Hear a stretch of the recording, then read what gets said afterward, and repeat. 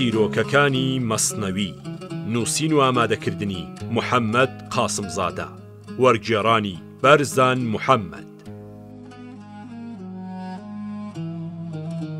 ئەم بەرهەمە لەلایەن ناوەندی چاپەمەنی ڕۆژهەڵاتەوە چاپ کراوە.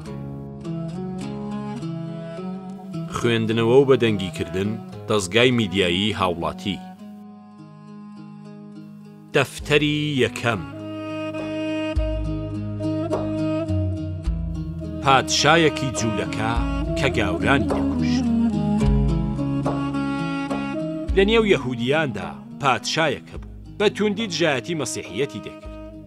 ئەوە گەرچی لە سەردەمی دوای هاتنی مەسیح دەژیا کەچی باوەڕی بە دینی موسا هەبوو چەشنی کەسێکی خێل ئەم دوو پەیامبەرەی لێکجیا دەکردەوە و لە تاوڕقی زۆردا سەدان هەزار باوەڕداری گاوری ستەم لێکراوی کوشتن. تابی سەلمێنێ کە دینی موسا پشت و پەنای ئەوە. ئەم پادشایە وەزیرێکی هەبوو لە فێڵ و تەڵەکە بازیدا هاوتای نەبوو. ئەوەندە فێڵباز بوو مێشی بە حەواوە ناڵ دەکرد. ئەم وەزیرە ڕۆژێ لە تەک پادشا ڕاوێژی دەکرد. ڕووی تێکرد و وتی: ئەی پادشا، کوشتنی گاوران چیتر بێکەڵکە، چونکە ئەوان لە ترسی گیانیان دین و باوەڕی خۆیان دەشارنەوە. بەڕواڵەت لەگەڵ تۆدا هاوڕێ و هاودڵن، بەڵام لە ناخەوە دژایەتیت دەکەن. شاوتی: کەواتە دەبێت چی بکەین؟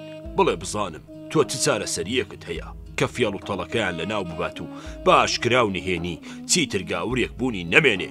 وەزیر وتی: ئەی پادشا، من چارەسەرێکی سەرسوڕهێنەر شک دەبم. تۆ گوێ و دەستی من ببڕە، لوتم هەڵدڕە، پاشان سێدارەیەک هەڵخە و وای نیشان بدە دەتەوێت لە دارم بدەی. لەو کاتەدا یەکێ لە دەست و پەیوەندان دەبێت تتکاکارم، تۆ دەمبەخشی وەلێ لە شاروە دەرم دەنیت و دوورم دەخەیتەوە بۆ شارێکی دوورەداست. من دەچم بۆ نێو گاوران و شەڕ و فیتنیان لە نێوان هەڵدەگیرسێنم.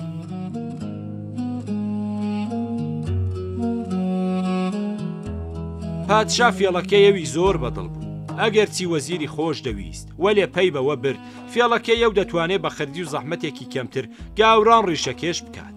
وەزیر بە پادشای وتبوو: دەچم بۆ نێو گاوران و دەڵێم منیش گاور بووم و لە ترسی گیانم ئاینم دەشاردەوە. بەڵام 2000 پادشا پێی زانیم و بەو هۆیەوە بڕیاریدا لە ناوم ببات. دەمیست دیسانەوەژدین و باوەڕم بشارمەوە و بەڕواڵەت لەگەڵ ئەودا هاوباوەڕ بم. وەلێ لەبەرەوەی پادشا زانی بووی درۆ دەکەم تووڕە بوو وتی: قسەی تۆ وەک دەرزی وایە لە نێو ناندا.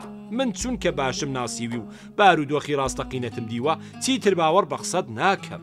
پادشا تەماشای وەزیری دەکرد و ئەو لە فکردا ڕۆچوو بوو. سەرنجام وتی: پێیان دەڵێم کە پادشای جوولەکان دەیویست پەلپەلم بکات، بەڵام چونکە گیان فیدایەکی دینی پاکی عیسا بووم ئەو ڕزگاری کردم و هەنووکە دەبێم نەتباری وی بم.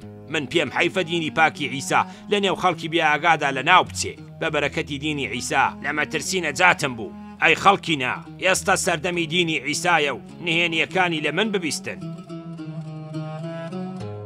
پادشا گەرچی جیابوونەوە لە وەزیر دڵتەزێن بوو بۆی وەلێ داخوازیەکانی بەجێهێناوە. دەست و لوت و گوێی بڕی. خەڵکی لە کاری وەزیر و پادشا سەریان سوور مابوو. بەلایانەوە سەیر بوو. وەزیر چۆن تا ئەو کاتە باوەڕی خۆی شاردوێتەوە. شا بەدڵێکی بریندار و پڕ لە دەردەوە وەزیری لە شار دوور خستەوە. کاتێک گاوران بەسەرهاتی وەزیریان بیست چوون بە پیریەوە. ئەو کە لە ڕێگەدا فڕێدرا بوو هەڵیان گرتەوە و لەگەڵ خۆیانیان برد. لەو کێوەی ئەوی لێبوو خەڵکێکی زۆر لە دەوری ئەو وەزیرە لێ قەوماوە کۆبوونەوە و وەزیر دەستی کرد بە ئامۆژگاری و ڕێنوێنیان و ئەنجیلی بۆ ڕاوە دەکردن. بەڕواڵەت ڕێنوێنی دەکردن و ئەوان نەیان دەزانی کە کاری ئەو دا و تەڵەکە بازیە. گاوران بە دڵ و گیان شوێنی کەوتن و تا مەزرۆی دیداری بوون و وەزیری دوورخراوەیان بە جێنشینی مەسیح دەزانی. بەم شێوەیە کاری وەزیری فێڵباز دەچووە پێش و فێڵەکەی سەری دەگرت. وەلێ ئەوە بزانن کە لە نێو گاورانیشدا کەسانێ هەبوون سەرباری گشت ڕواڵەت سازیەکانی وەزیری ڕیاکار باوەڕیان بە قسەی نەدەکرد و دەیانوە دەوژاری کردوێتە نێو شیرینیەوە و ڕواڵەتی وەکو زی و سپیە. بەڵام بە پەیوەندیگرتن لە تەکیدا دەست و جلوبەرگمان ڕەش دەبێت. وەزیر چەشنی ئاگر وایە گەرچی ڕواڵەتی پاکە وەلێ سەرنجامی پێکەوەبوون لەگەڵیدا بەدکاریە. ئەو کەسانە هەرچیان دەوت کەس گوێی لێ نەدەگرتن. چونکە فێڵ و مەکری وەزیر لە نێو زۆرینەی خەڵکیدا کاریگەری زۆری جێهێشت. وەزیر 6 ساڵ لە نێو گاوران فێڵ و تەڵەکەی بەکارهێنا تا بە تەواوی لە نێویاندا ڕێی کردەوە و بوو بە پەنایان. بەڵام بە درێژایی ئەو ساڵانە تاسەی دیداری پادشای دەکرد و لە تاو دووری ئەودا ئازاری دەکێشا. پادشاش خوازیاری بینینی وەزیر بوو، لە پەسا پەیامی بۆ دەنارد کە زووتر کارەکەت تەواو بکە و ئەرخەیانم کە لە مەڕ گاورانەوە لە لایەکی تریشەوە دووری تۆیە جگارە ئازارم دەدا. وەزیر لە وەڵامی ئەودا دەیوت: ئەی پادشا، هەنووکە خەریکی ئەوەم تا فیتنە و دووبەرەکەی تەواو بخەمە نێو دینی عیساوە. پەیڕەوانی دینی عیسا لەو سەردەمەدا ببوون بە 12 دەستە و تاخمەوە کە هەر دەستەیەک پێشەوایەکی هەبوو. شوێن کەوتوانی هەر دەستەیەک گوێڕایاڵی پێشەوای خۆیان بوو. بەڵام سەرزەمی پێشەوای تاخمەکان و مریدەکانیان ببوونە بەندە و خزمەتکاری وەزیری ڕیاکار. گوێڕایاڵی بوون و پەیڕەوی ڕەفتارەکانی ئەویان دەکرد. ئەگەر وەزیر بیوت پایە بمرن، دەست بەجێ هەڵا دەژان و دەمردن. کاتێ 12 دەستە و تاخمەکە بە تەواوەتی دڵیاندا بە وەزیر و تەسلیمی بوون، ئەو فێڵی گەورەی خۆی لە شێواندنی حکومەکانی ئەنجیل لا خستە کار. لە خەڵوەتدا 12 تۆماری نووسی و لە هەر یەک لە تۆمارەکاندا حکمێکی هێنا کە لە تەک حکمی تۆمارێکی دیکەدا جیاواز بوو. لە یەکێکدا نووسی بووی ڕیازەت و گۆشەگیری بنەمایە و لە یەکێکی تردا نووسی بووی ڕیازەت سوودی نییە و ئیخلاس باشترین ڕێگەیە بۆ هەر باوەڕدارێک. وەلێ لە تۆمارێکی دیکەدا فەرمانی دابوو هەوڵ و کۆشش شیرکە و تەنیا دەبێت تەوەکولت هەبێت. لە تۆمارێکی دیکەدا نووسی بووی تەوەکول تۆمەتە و دەبێ خزمەتی خەڵک بکرێ. بەم شێوەیە لە تۆمارەکاندا حکمی پێچەوانەی یەکتری هێنابوو.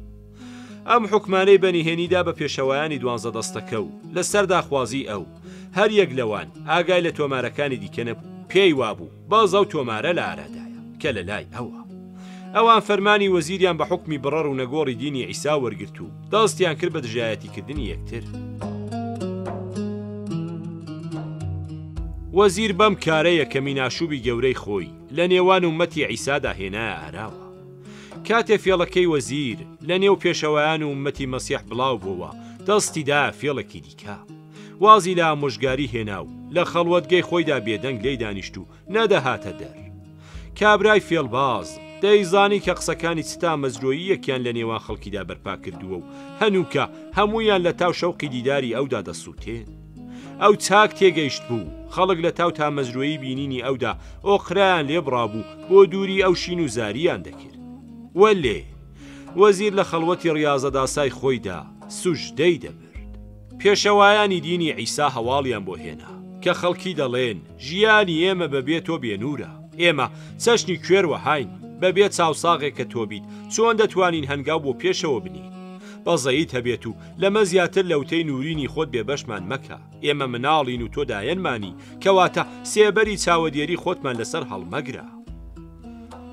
وەزیر وەڵامی داوە: ئەی پایە بەرزانی عوماد، دڵی من لە خۆشەویستانم دوور نییە، بەڵام چارەیەکم نییە جگە لە ملکەچی فەرمان و ناتوانم لە خەڵوەت بێمە دەرێ. پێشەوایانی ومەتی عیسا لە تکاکردندا پێداگریان دەکرد و خەڵکی شین و زاریان دەکرد کە ئەمە چە بەڵایەک بوو بە سەرماندا هات. دین و دڵمان لە کاری ئەم پیاخوایە حەیران و سەرسام بووە، ئێمە هۆگری گفتی ئەو ببووین با بەزەیی پێماندا بێتەوە ئەم مازارەمان لە کۆڵ بکاتەوە. ئێمە جگە لە ئەو پیاوێکی کامڵ لەم دنیاەدا ناناسی. وەزیر هەر بەو جۆرە لە بەرامبەر سووربوونی ئەواندا پێداگری لەسەر خەڵوەت و ڕیازەتی خۆی دەکرد. چیتر ڕێ بە هیچ کەس نەدەدا بۆ خەڵوەتەکەی و بێدەنگی هەڵبژات. وەلێ کاتێدا خوازی خەڵکی لە پەسا دووپات بووە و لە ڕادە تێپەڕی و پێشەوایانی خەڵکی هاتنە لای هاواری کرد بە سەریاندا: ئەی شەیدایانی قسە و گفتوگۆ، بۆ هێندە خوازیاری قسە و ئامۆژگارین، لۆکە باخن نەگوێتانە و چاو لەسەر شتە دڵڕفێنەکان بنووقێنن. کاتێک گوێی زاهیرتان داخرا لە جیهانی سیر ڕووباتنەوە دەبیستن. دنیای ڕواڵەتی و گفتو کردارمان کەی ئەوەندە بەها و نرخی هەیە کە هێندە شەیدای بین. ئەوە ڕێگەی باتنە کە دەمانگەێنێتە عیسا. خەڵکی بە قسەکانی وەزیر و ئامۆژگاریەکانی ئارام نەبوونەوە و هەروە قسەی خۆیانیان دووپات دەکردەوە کە دەبێ خەڵوەتەکەت بشکێنی و ئاگری تامەزرۆیی خەڵک دامرکێنیتەوە. دەستە پەیامیان دەدایە: ئەی حەکیمی کارساز بەو جۆرە لەبارەی ئازارەوە قسەمان لەگەڵ مەکە بە هێندەی توانای خۆمان ئەرکمان بخەراستۆ ئێمە وەک ساوایەکی تامەزرۆی شیرین بەڵام تۆ نانمان دەدەیتێ ساوا بە خواردنی نان دەمرێ لێگەڕە دەدان دەربکەین ئەو کات نانمان پێ بدە هەنوو کە وەختی ڕاضەتی ئێمە نییە ڕاضەت بۆ ئێمە چەشنی فرینی باڵندەیەک وایە کە هێشتا پەڕۆباڵی نەڕسکا بێت وەها باڵندەیەک بێگومان دەبێتە خۆراکی پشیلا کەوایە ستەم وەلا بنێ و ئاوی زەریای خۆت بڕژێنە سارای وشکی ئێمەوە. پێداگری خەڵک کاری لە دڵی وەزیر نەکرد پەیامی بۆ ناردن کە ئەس لە پێداگری هەڵگرن چونکە کار لە دڵی من ناکات لە بری ئامۆژگاریکردنی من موچیاری خۆتان بکەن ئەگەر من جێی متمانەتانم کەواتە ناتوانن تۆمەتبارم بکەن ئەگەر من کەسێکم لە پلەی کەماڵدا ئەی بۆچی ئینکاری لە قسەمدا دەکەن ئەگەر لە پلەی کەماڵیشدا نیم بۆەوە هاتا مەزروعی یەکتان بۆ بینینم هەیە خاتر جەم بن کە من لە خەڵوەت نایەمە دەر ئێستا کاری من ڕامانە لە کاروباری باتن بڕۆن و خەریکی ئیشی خۆتان بن.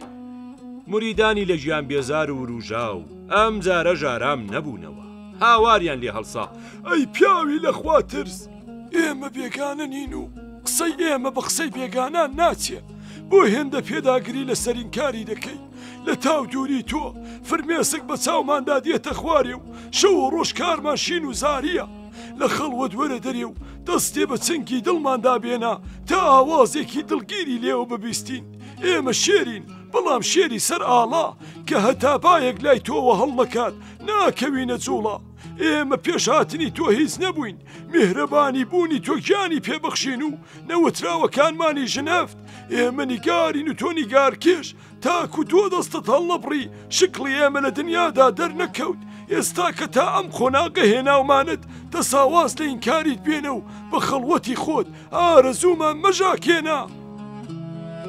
وەزیر ڕووی کردە پێشەوایان و وتی لەلایەن منەوە بە خەڵکی بڵێن ئەی خەڵکینە گوێ بگرن مەسیح پەیامی بۆ ناردووم دەبێت لە تەواوی یاران و ئاشنایانە دوور بکەویتەوە تەنیابیت و خەڵوەت و ڕاضەت بکێشیت لە ئێستا بەدواوە مۆڵەتی ئامۆژگاری و قسەکردنم نییە دۆستان خواتان لەگەڵ چونکە من دەمرم دەچم بۆ ئاسمانی چوارم بۆ لای عیسا و ئیتر ئازار و پەژارم لە تاو دووری ئەو کۆتاییان دێت. دوای چەند ڕۆژێ وەزیر یەک بە یەک پێشەوایانی هەر 12 دەستە و تاقمەکەی بان کردە لای خۆی و بە هەر یەکەیانی وت دوای من تۆ دەبیتە جێگر و جێنشینی من لە نێو ئومەتی عیسادا و پێشەواکانی دیکە دەبێت شوێنی تۆ بکەون ئەمە فەرمانی مەسیحە و نابێ کەس سەرپێچی لێ بکات ئەگەر ملکەچی ئەم فەرمانە نەبوون و گوێڕالیان نەنواند بیان کوژا یان بەدیل بیان گرا وەلێ تا من زیندوم نابێت ئەم فەرمانە ئاشکرا بکەی حکمێکی بە هەر یەکەشیاندا کە جیاواز بوون لەگەڵ یەکتر.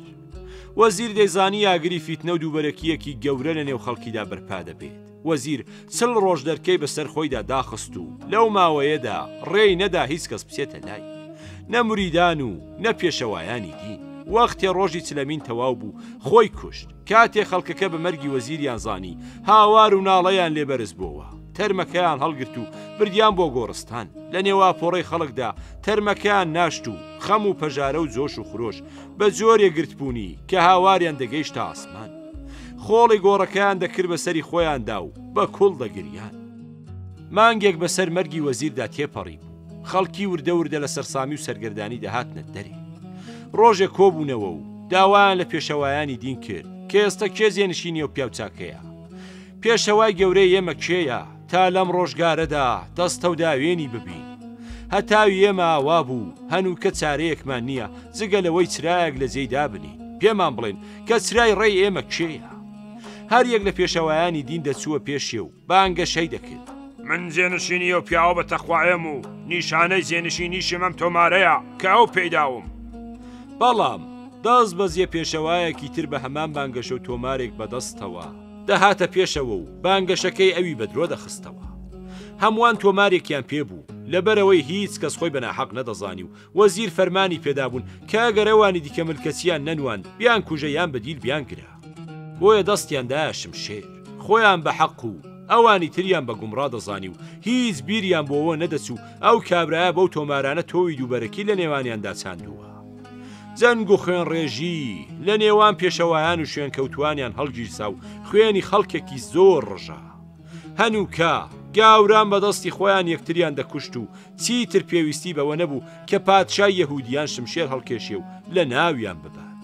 بەم جۆرە بوو کە فێڵ و تەڵەکەی وەزیر سەری گرت و پادشای جوان بە بێمەینەت و دەردەسەری لە ناوی دەبردن. وەزیری فێڵباز دوای مەرگیش هەروە بە شێوەیەکی سەمەرە دەست بەکار بوو. مردنەکەی وەک گوێزێکی شکاو وابوو، توێکڵەکەی لە ناو چوو بوو وەلێ کاکڵەکەی هێشتا مابوو.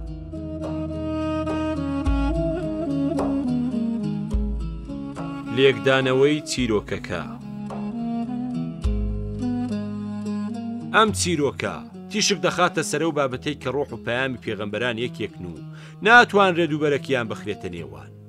شەڕ و شۆڕ و کوشتاری باقی دینەکان بێسوودە و فڕ و فێڵ کە لە سروشتی وەزیردا دەردەکەوێ تەنیا لەوە هاکاتێکدا ناکۆکی دەخاتە نێوانیانەوە. لە ڕاستیدا وەزیر کابرایەکی خوێڕیە کە کەلامی پیاوانی حەق دەدزێ و کەسانی ساویلکە فریو دەدات و بەرەو هەڵە و گومڕایی پەلکێشیان دەکات.